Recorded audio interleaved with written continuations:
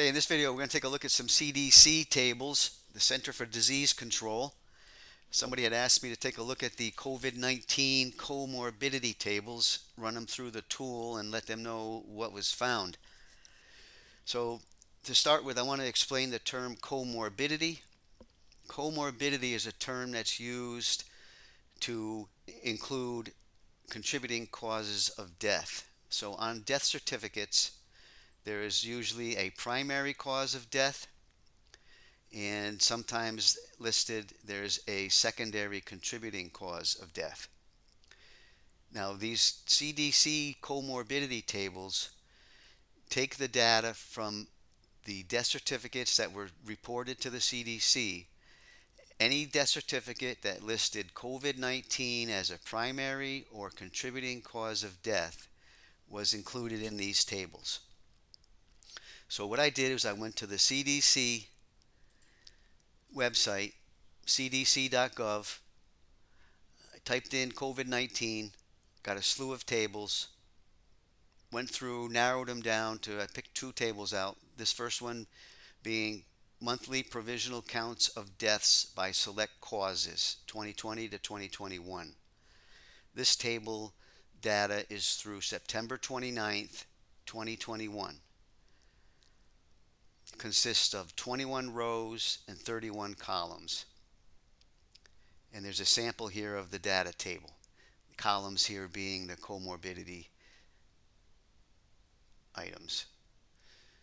The second data table I chose for now is conditions contributing to COVID-19 deaths by state and age, provisional data 2020 to 2021.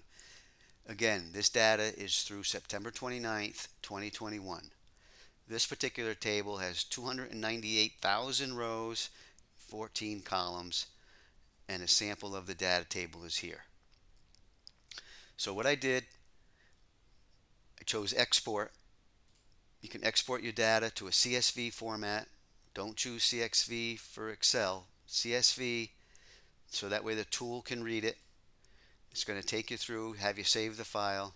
I'm going to cancel through here because I already saved the file. I'm going to flip over to the tool, load up the data set, run it on Benford's first digit. And remember, the blue line is expected Benford distribution of a natural set of numbers. The red bars are going to be our data. The first digit being a 2, according to this, is extremely high beyond the bounds of Benford's. We're going to quickly take a look at the second and third digit.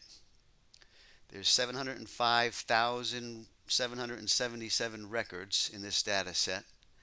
The second digit as a 0 is extremely high beyond what's expected. So we're going to check the third digit real quick.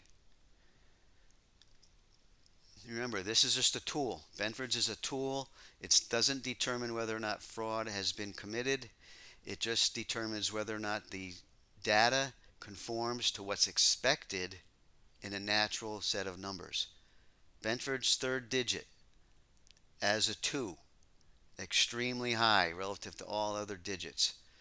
So I quickly went over to the CDC table again to see if there was a quick explanation. And there was. Some of these rows have the columns year and month expressed as an integer, like this table. And these rows, the year 2020, 2021, and the months 1 through 12, these are integers. These numbers were counted in the data by the tool. Dates set up as a date structure like these are parsed out by the tool and they're not counted.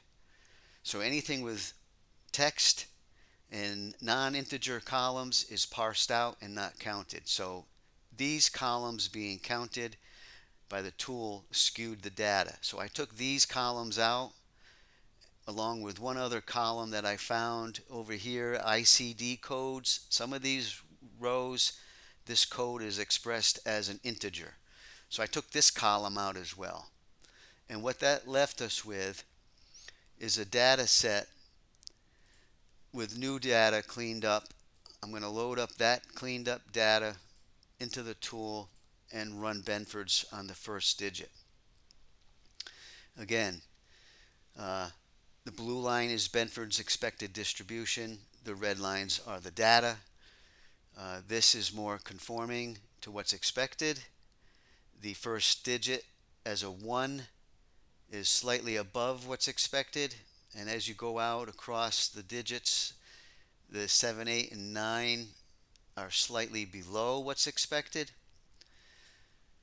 So what we'll do is take a look at the second and third digits and see how these distributed. Okay, again, overall conforming to what's expected. The Benford trend is pretty much uniform. The lower digits, the second digit as a 0, is again slightly above what's expected. And as you go out, the higher digits are slightly below what's expected. So what we'll do is check the third digit. And what I'm thinking of with this is probably some rounding. They probably rounded some of the data and it caused the data set to skew slightly there. This is a little more spotty, right? This should be basically a horizontal flat line, and the distribution be pretty much equal.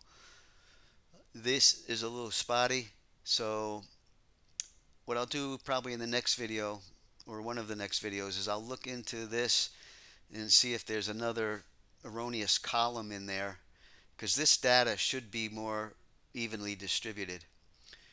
But in summary, the first two digits of the CDC comorbidity table conforms to what's expected of a natural set of numbers. So with that said, I'm going to lead into the next couple videos. I'm going to try to find some data tables for global data, which would include as many other countries that I can find, and see if the data is consistent with what's expected throughout the global data, as well as look into some of these reasons why the third data point is not conforming basically at all. So that concludes the video. Hope you enjoyed and find it interesting. Stay tuned.